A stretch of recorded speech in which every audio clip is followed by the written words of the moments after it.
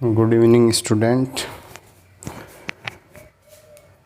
YouTube के channel L के group पर आपका स्वागत है।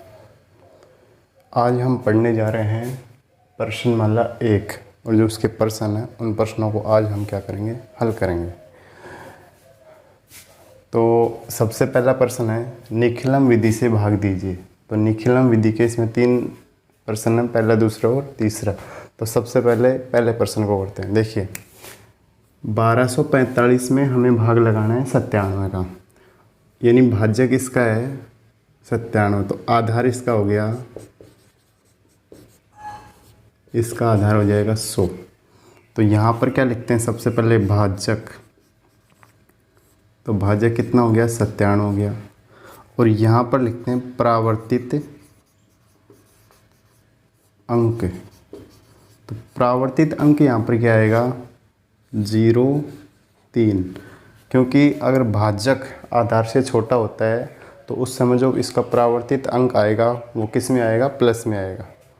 अब देखिए यहाँ पर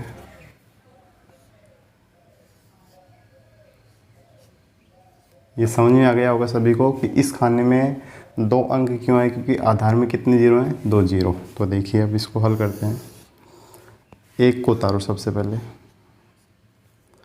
ये इसके साथ गुणा होगा तो ये हो जाएगा 0,3। ये ध्यान रखना हमेशा परावर्तित अंक कई बार क्या करते हो आप यहाँ पर कि 100 में 97 में 3 जोड़ने पर 100 होता है, लेकिन आधार में कितने जीरो हैं, 2 जीरो। तो यहाँ पर भी परावर्तित अंक में भी कितने अंक आने चाहिए, 2 अंक आने चाहिए।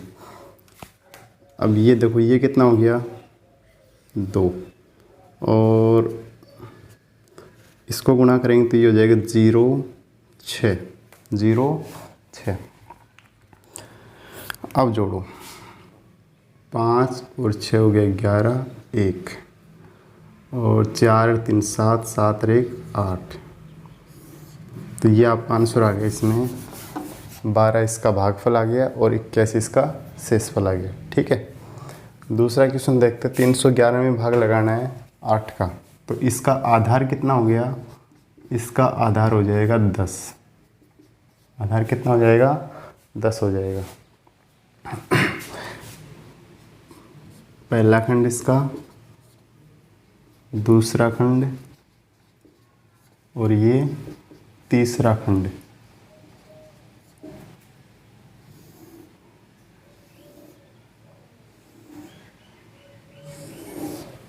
इम्पोर्टेंट क्वेश्चन है ये। अब समझिए, इसमें देखो इसका जो भाजक है, भाजक हो गया 8 और परावर्तित जो अंक आएगा वो हो जाएगा 2। ठीक है, यहाँ पर हो जाएगा 3, 1 और इस खाने में आएगा 1 अंक। क्यों आया 1 अंक, क्योंकि आधार में कितने जीरो हैं, 1 जीरो है। तो इस वजह से यहाँ पर क्या आ जाएगा, 1 आएगा। अब इसको भी हल कीजिए। देखो 3 को उतारो, ये यहाँ पर ख़त्म, 3 दूनी 6, 6 और 1 कितना हो गया 7 हो गया। 7 को इसके साथ गुणा करेंगे, ये अपने आप में एक संख्या 14 पूरी। कभी आप ये मत कर देना इसमें कि आप ऐसे लिख दो 1 और 1 4, कभी जोड़कर इसको 24 बना दो, नहीं, गलत हो जाएगा। क्यों, क्योंकि गुणा करने पर ये पूरी संख्या ही है 14 और 14 किस में जुड़ेगा, 1 में। तो यहाँ पर कितना हो जाएगा 15। अब देखो इसको समझो कि भाजक कितना है 8, लेकिन जो इसका शेषफल आ रहा है वो कितना आ रहा है, 15 आ रहा है। ठीक है, तो ये ज़्यादा चला गया किससे, 8 से ज़्यादा। तो हम क्या करेंगे, एक बार भाग और लगाएंगे, किस में, 15 में। ठीक है, तो देखो 8 एकम 8 कितनी बार गया, 1 बार। और यहाँ पर कितना घटा देंगे, 8 घटा देंगे तो इधर तो कितना हो गया 38 और इधर कितना आ जाएगा 0,7। भागफल हो गया 38 और शेषफल कितना आ गया, 7 आ गया। ठीक है, लास्ट क्वेश्चन है। देखिए इसका जो आधार है, इसका आधार हो गया 100, इसका आधार भी कितना हो गया 100 हो गया। ठीक है, देखो इसका पहला खंड, ये दूसरा खंड और इधर ये तीसरा खंड, ये 3 खंड हो गए इसमें। ठीक है,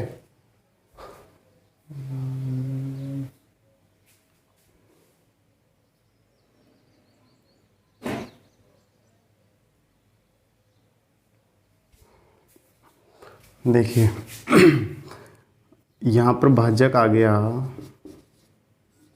भाजक हो गया 88 और जो इसका परावर्तित अंक आएगा वो हो जाएगा 12। यहाँ पर हो जाएगा 10 और ये 13। एक को उतारेंगे, एक को 12 के साथ गुणा कर दो, फिर इसमें जोड़ दो, फिर ये 12 से गुणा होगा। ठीक है, अब इनको जोड़ दो। देखो 3 और 2 5, 1 और 3 4 और ये आ जाएगा 4, मतलब इसका आंसर आ गया 11:45। तो इस तरीके से निखिलम विधि से ये आपके जो भाग हैं ये कंप्लीट हो गए हैं। इसके अलावा इसमें 16, 17, 18 और 19 ये वाले प्रश्न भी दे रखे हैं, तो इन प्रश्नों को हम पहले करते हैं। हम देखिए 16वां क्वेश्चन, क्योंकि दोनों एक से सूत्र हैं तो इस वजह से इन दोनों को एक साथ करवा रहे हैं। 1154 में हमें भाग लगाना है 103 का। ठीक है, इसका आधार कितना हो गया 100। हमारे पास जो भाजक आ रहा है, भाजक हो गया 103 और जो इसका परावर्तित अंक आएगा वो हो जाएगा 0 -3, ये दोनों माइनस के हो जाएंगे। ठीक है, ये हो जाएगा 11 और ये हो जाएगा 54। अब देखिए सबसे पहले एक को उतारते हैं, ये प्रक्रिया यहाँ पर कंप्लीट। इसको गुणा करो 0 और ये माइनस का 3, यहाँ पर कितना हो जाएगा 1, इससे गुणा करेंगे तो ये हो जाएगा 0 -3। अब इसको हल करो, 4 में से 3 गया 1 और 5 में से 3 गया 2, तो ये इसका आंसर आ जाएगा। ठीक है, 11 21, यानी 11 तो इसका भागफल आ गया और 21 इसका शेषफल आ गया। 17वां क्वेश्चन देखिए, इसका भाजक हो जाएगा इसका सॉरी भाजक यहाँ पर ही आएगा आधार। क्या आएगा आधार, तो आधार हो गया 100। आधार कितना हो गया इसका 100 हो जाएगा।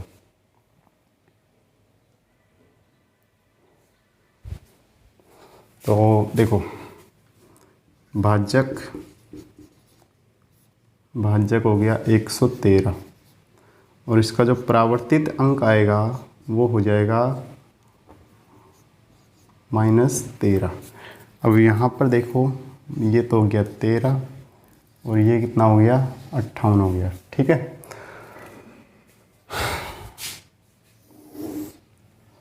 एक को उतारेंगे, ये प्रक्रिया यहाँ पर संपन्न। इससे गुणा करो -1 और -3। अब 3 में से 1 गया, कितना बचा 2, और जब इसको गुणा करेंगे तो ये हो जाएगा 26। तो देखो 8 में से 6 गया 2 और 5 में से 5 गया 0, तो ये आपका हो गया 17वां क्वेश्चन। ठीक है, अब देखिए 18वां क्वेश्चन। 1432 में हमें भाग लगाना है 88 का। इसका आधार वही हो जाएगा 100, भाजक हो गया 88 और इसका परावर्तित अंक आ जाएगा 12।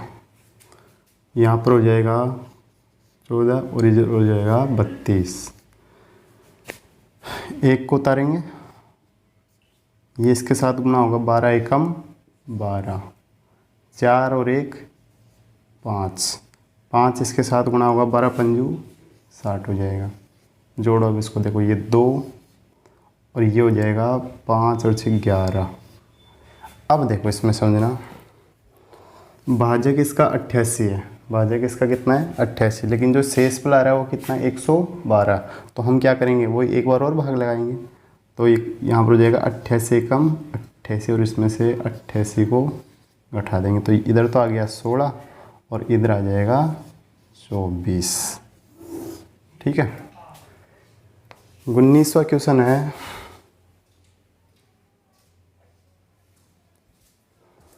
चौदह 14,885 में भाग लगाना है 123 का। तो इसका आधार हो गया 100, आधार कितना हो गया 100।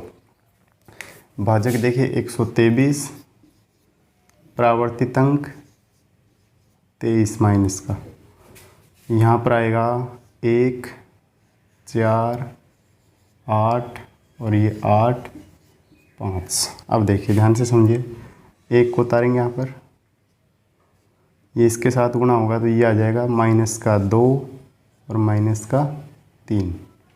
ठीक है। अब देखिए 4 में से 2 गया 2 और ये इसके साथ गुणा होगा -4 और -6।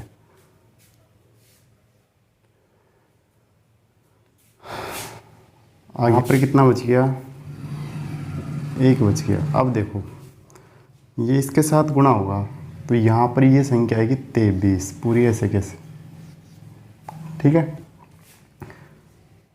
ये यहाँ पर घटा सॉरी कितना आएगा, 5 में से 3 गया 2 और ये 0 हो जाएगा। ठीक है, एक चीज़ का ध्यान रखना, जैसे अभी थोड़ी देर पहले हमने 311 में 8 का भाग लगाया था तो ऊपर जैसे 1 आया और नीचे 14 आया था, तो उसी तरीके से सेम यहाँ पर हो जाएगा कि 23 एक संख्या है जो इस पूरी संख्या के नीचे आएगी। ठीक है, तो इस तरीके से हम इस प्रश्न को आसानी से हल कर सकते हैं। अब हम आगे करते हैं, हमारे क्वेश्चन हो गए 1 2 3। अब वर्ग और घनफल बच गया। द्विभाजक विधि हमने कल कंप्लीट की थी।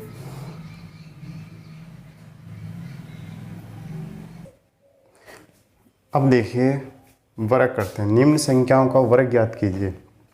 तो वर्ग ज्ञात करने का सूत्र क्या होता है, यानी संख्या का स्क्वायर बराबर उपाधार अंक कोष्टक संख्या प्लस विचलन कोष्टक विचलन का स्क्वायर। ठीक है, तो इस सूत्र की सहायता से हम क्या करेंगे, सबसे पहले 103 का क्या निकालते हैं, वर्ग निकालते हैं। तो 103 का इसमें आधार कितना हो गया, आधार हो गया 100, इसका उपाधार हो गया 1 और इसका विचलन हो गया 0.3। ठीक है, तो अब देखो इसमें रखो मान, उपाधार यानी 1, संख्या कितनी है 103 प्लस विचलन कितना है 0.3 और एक 0.3 का स्क्वायर 106 और ये 0.9। तो ये मान ऐसे कैसे आ जाएगा 106.09। क्योंकि आधार में 2 0 हैं तो इसलिए अंक भी ऐसे कैसे आएंगे। अगला देखो, इसका आधार हो गया 100, वही उपाधार हो जाएगा इसका 1 और विचलन हो जाएगा इसका -0.5 हो जाएगा। ठीक है, विचलन कितना हो गया इसका -0.5 हो जाएगा। तो देखो रखो इस उत्तर में, उपाधार क्या है 1 ब्रैकेट संख्या कितनी है 95 और विचलन कितना है -0.5 और ये -0.5 का होल स्क्वायर। तो ये तो हो जाएगा 90 और ये हो जाएगा 25। तो इसका आंसर आ जाएगा 90-25। सभी को समझ में आ रहा होगा। आगे देखो, अब देखो छठा क्वेश्चन है 204 और सातवां 225 है, दोनों के दोनों इम्पोर्टेंट क्वेश्चन है। तो आप देखें यहाँ पर 204, तो इसका आधार कितना हो गया, आधार हो गया 100, उपाधार हो जाएगा 2 और विचलन कितना हो जाएगा 0.4। अब देखिए यहाँ पर रखते हैं मान को, उपाधार कितना है 2, संख्या कितनी है 204, विचलन कितना है 0.4 और 0.4 का स्क्वायर। ठीक है,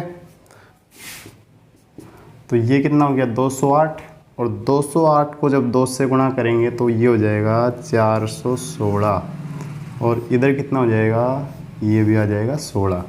अब देखिए 16 ऐसे कैसे, ये 16 भी ऐसे कैसे और ये आ जाएगा इस तरीके से, ये इसका मान आ जाएगा 41,616।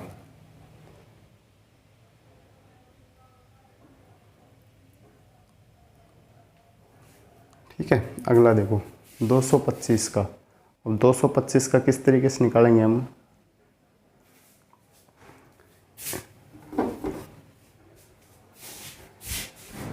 एक बार देखो जब तक आप इसको,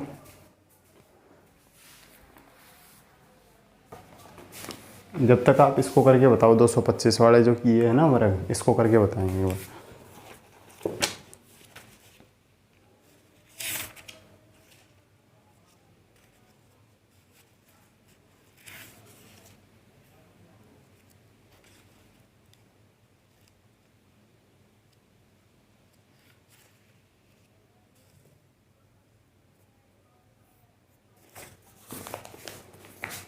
कर लिया होगा सभी ने। अब देखो इसका आधार कितना हो गया, आधार हो गया 100, उपाधार 2 और विचलन कितना 25। विचलन कितना हो गया 25। अब समझिए देखो इस सूत्र में रखें, उपाधार कितना है 2, संख्या 225, विचलन 25 और इधर 25 का स्क्वायर, 25 का स्क्वायर। तो देखो ये तो हो गया 250 और 250 को जब 2 से गुणा करूँगा तो ये हो जाएगा 500 और इधर हो जाएगा 625। अब देखो इसको किस तरह जोड़ेंगे, 25 यहाँ पर रख देंगे और ये 6 इसमें जुड़ जाएगा जाकर, तो ये आ जाएगा 60 यानी 50,625। ये इसका आंसर आ गया है। तो इस तरीके से जो आपकी वर्ग संक्रिया है ये कंप्लीट। अब इसके बाद में हम पढ़ते हैं घनफल। तो घनफल में एक क्वेश्चन हमने करवाया था, उस क्वेश्चन में थोड़ी सी लास्ट में गणना करते समय थोड़ी सी मिस्टेक हो गई थी। उस क्वेश्चन को हम वापस करेंगे दोबारा से। तो पहले हम कुछ क्वेश्चनों को हल करते हैं, घनफल के क्वेश्चन हैं उनको। अब देखिए, अब करते हैं इस प्रश्नावली का इम्पोर्टेंट क्वेश्चन है घनफल। निम्न का घनफल ज्ञात कीजिए। पहले तो आपको सूत्र याद रखना है इसमें, संख्या का क्यूब बराबर उपाधार का स्क्वायर कोष्टक संख्या प्लस 2 गुणा विचलन। देखो यहाँ पर 2 गुणा विचलन है, यहाँ पर 3 गुणा विचलन है, मतलब एक कम हुआ तो इसका मतलब यहाँ पर क्या हो जाएगा, ये स्क्वायर हो जाएगा। ठीक है,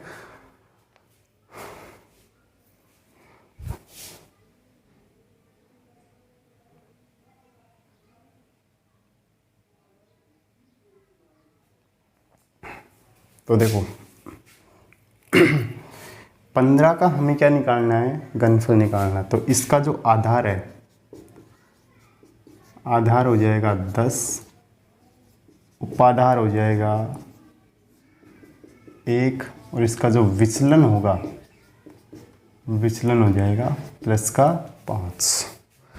अब इस उत्तर में रखेंगे, देखो यहाँ पर बराबर उपाधार कितना है 1 का स्क्वायर, संख्या कितनी है, संख्या है 15 प्लस 2 गुणा 5 और इधर हो जाएगा उपाधार है 1 गुणा 3 गुणा 5 का स्क्वायर और लास्ट में 5 का क्यूब हो गया। ठीक है, अब देखो यहाँ पर 5 दूनी 10, 10 और 15 25, ये हो जाएगा 25 और 25 को 3 से गुणा करेंगे 75 और ये हो जाएगा 125, 125।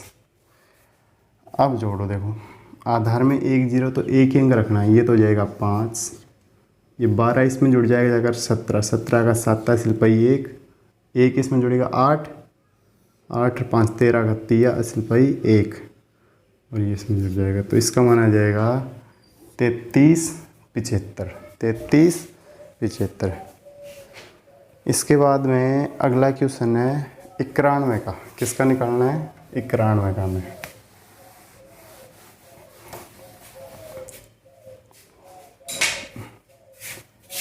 नवा क्वेश्चन है 91 का निकालेंगे। तो देखो इसका आधार हो गया 100, उपाधार 1 और विचलन हो जाएगा इसका -0,9। अब इसको समझना, देखो आप ध्यान से इस क्वेश्चन को।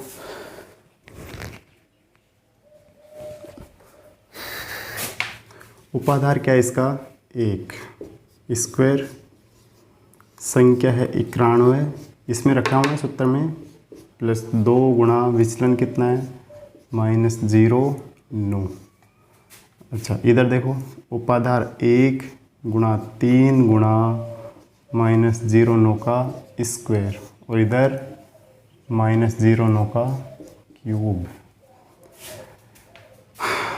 यहाँ पर देखो 9 दूनी कितना हो गया 18, माइनस का 18 आया है तो एक स्टेप बढ़ा लो चाहे से 91 - 18 और इधर ये प्लस का कितना हो गया 81, 81 को जब 3 से गुणा करेंगे तो 243 और इधर हो जाएगा माइनस का 729, माइनस का 729। ठीक है, यहाँ पर इसको घटाएंगे तो 91 में से 18 जाएंगे तो यहाँ पर हमारे पास आ जाएगा 73 यानी 73, ये 203। अब देखो आधार कितना है, आधार है 100, आधार कितना है 100, तो आधार 100 होने का मतलब ये हो गया इसमें कि 1 जाएगा तो उसका मतलब चला जाएगा 100, 2 जाएगा 200, 3 जाएगा 300, लेकिन ये क्या है 700 से ऊपर है तो यहाँ पर यहाँ से कितना निकालेंगे 8 निकालेंगे तो देखो 243 - 8 और इधर हो जाएगा 800 - 729 तो ये 73 हो गया यहाँ पर। ठीक है, और ये हो जाएगा 235 और इधर बच जाएगा 71।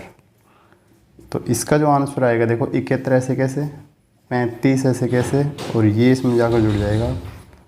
हाँ, तो ये इसका आंसर आ जाएगा 75 35 31। अगला क्वेश्चन लेते हैं हम, 10वां जो क्वेश्चन है उसमें पूछ रहा 32 का।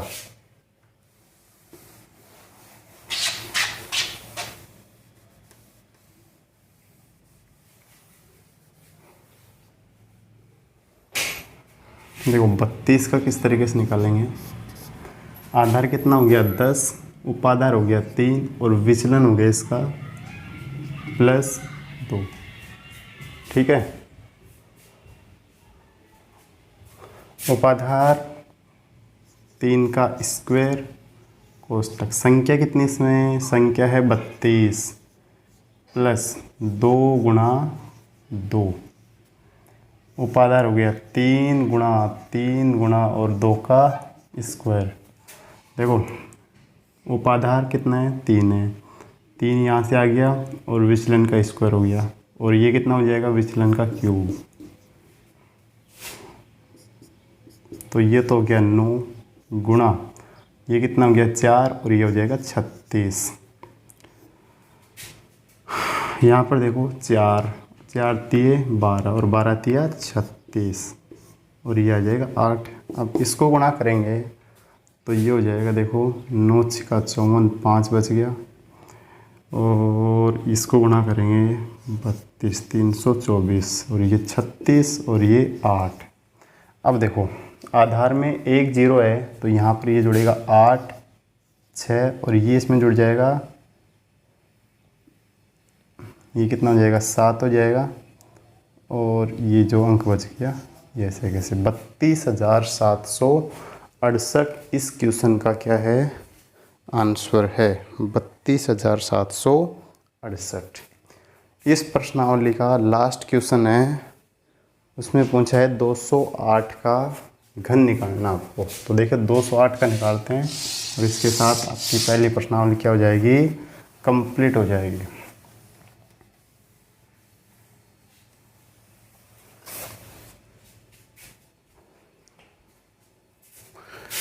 दो 208 का तो देखिए आधार हो गया इसका 100, उपाधार हो गया 2 और विचलन कितना हो गया 0,8। उपाधार अंक कितना है 2 यानी 2 का स्क्वायर। संख्या कितनी है, संख्या है हमारे पास 208 प्लस 2 गुणा विचलन कितना है, विचलन है हमारे पास 0,8